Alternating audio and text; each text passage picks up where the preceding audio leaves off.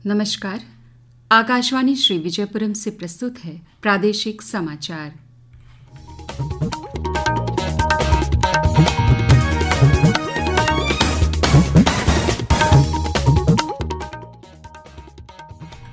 मुख्य समाचार। निर्वाचन आयोग ने 9 राज्यों और 3 केंद्र शासित प्रदेशों में विशेष गहन पुनरीक्षण अभियान के दूसरे चरण की शुरुआत की। भारत की जनगणना 2027 में आयोजित होगी। पर्यवेक्षकों को प्रशिक्षण दिया जा रहा है। विशेष आवश्यकता वाले बच्चों के लिए आयोजित 2 दिवसीय खेलकूद प्रतियोगिता का आज समापन हुआ और fit India football for schools कार्यक्रम के अंतर्गत एक नए केंद्र का आज गर्ल्स स्कूल में उद्घाटन किया गया।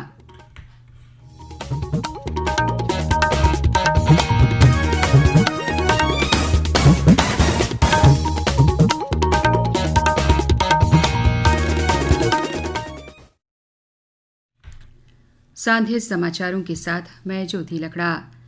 निर्वाचन आयोग के विशेष गहन पुनरीक्षण SIR अभियान का दूसरा चरण आज से शुरू हो गया है।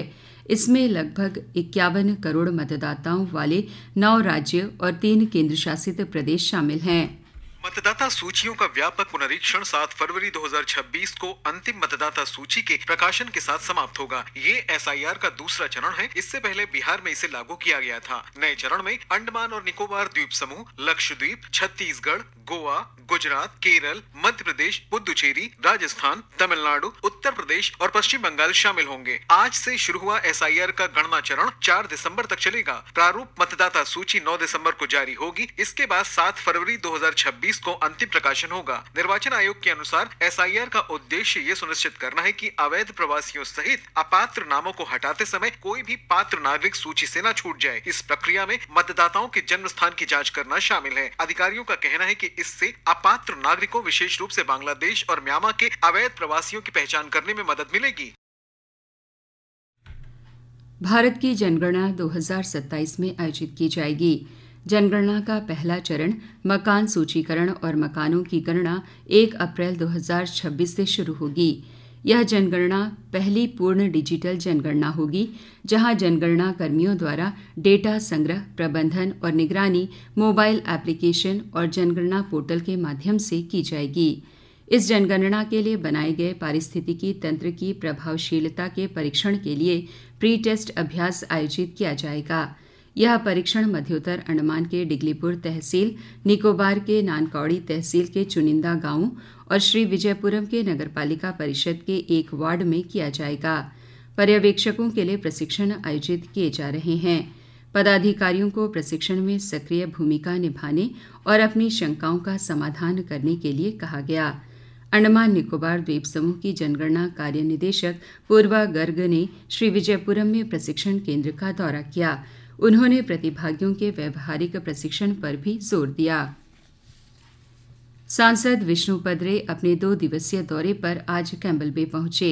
उन्होंने PM श्री राजकीय वरिष्ठ माध्यमिक विद्यालय कैंपबेल बे का दौरा किया।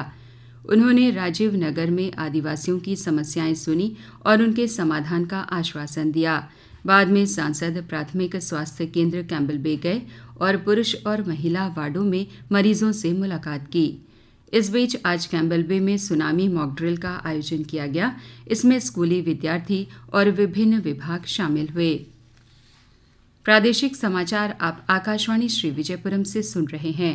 समाचारों में आगे प्रमुख हैं खेलकूद प्रतियोगिता का समापन और फुटबॉल कोचिंग।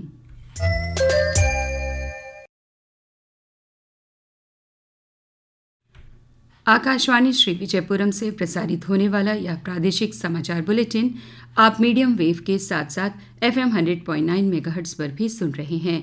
ये समाचार मोबाइल फोन और वाहनों के FM रेडियो पर भी उपलब्ध है। प्रादेशिक समाचार में आपका फिर स्वागत है। दक्षिण अंडमान में शिक्षा विभाग की ओर से विशेष आवश्यकता वाले बच्चों के लिए भातुबस्ती स्कूल मैदान में आयोजित 2 दिवसीय खेलकूद प्रतियोगिता का आज समापन हो गया।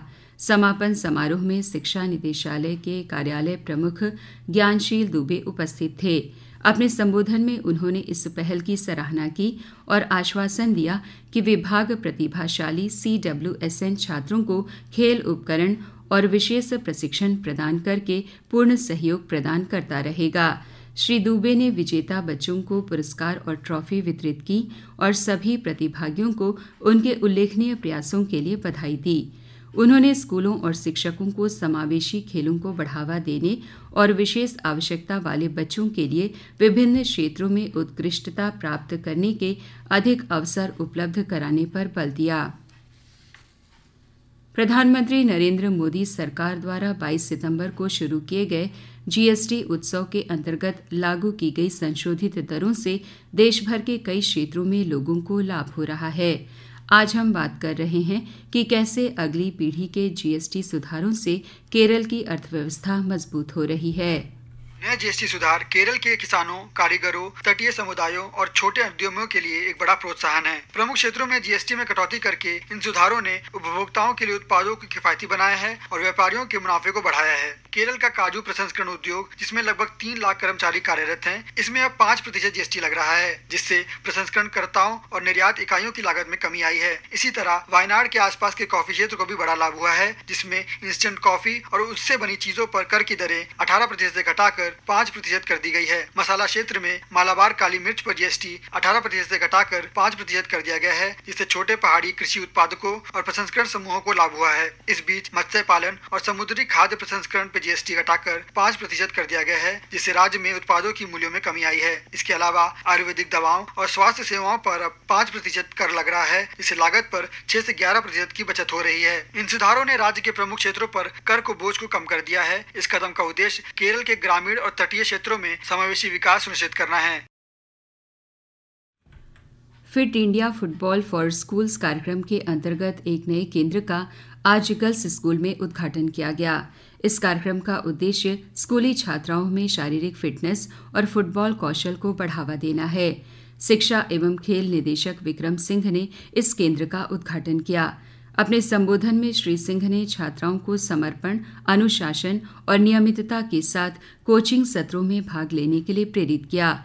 निदेशक ने इस बात पर जोर दिया कि फुटबॉल कोचिंग न केवल शारीरिक शक्ति, टीम वर्क और नेतृत्व गुणों को विकसित करने में मदद करेगी, बल्कि छात्राओं में आत्मविश्वास और अनुशासन भी पैदा करेगी। यह कोचिंग कक्षा दक्षिण अंडमान के उप शिक्षा कार्यालय द्वारा विशेष रूप से लड़कियों को खेलों में सक्रिय रूप से भाग लेने और एक स्वस्थ जीवन शैली के लिए प्रोत्साहित करने के लिए शुरू की गई है। यह कोचिंग कक्षाएं दोपहर 3 बजे से शाम 4:30 बजे तक प्रशिक्षित शारीरिक शिक्षा शिक्षकों की देखरेख में आयोजित की जाएगी। शिक्षा निदेशालय झारखंड में आयोजित होने वाली 69वीं SGFI राष्ट्रीय स्कूल ट्रैक साइकिलिंग चैंपियनशिप में भाग लेने के लिए चयन ट्रायल आयोजित करेगा। यह ट्रायल अंडर 17 और अंडर 19 लड़के और लड़कियों के लिए 8 नवंबर को दोपहर 3 बजे नेताजी स्टेडियम में आयोजित की जाएगी। निजी और सरकारी स्कूलों के इच्छुक छात्र उचित किट और साइकिल तथा सभी जरूरी दस्तावेजों के साथ इस चयन ट्रायल में शामिल हो सकते हैं।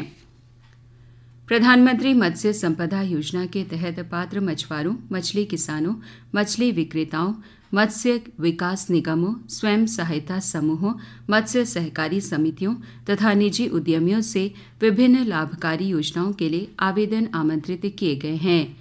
इन योजनाओं में ब्रैकिश वाटर एक्वाकल्चर के लिए तालाब निर्माण, फिश हैचरी की स्थापना, कोल्ड स्टोरेज, रेफ्रिजरेटर वाहन, बायोफ्लॉक तालाब, ओपन सी केज, मछली मूल्य संवर्धन, मछली रियरिंग यूनिट जैसी गतिविधियां शामिल हैं।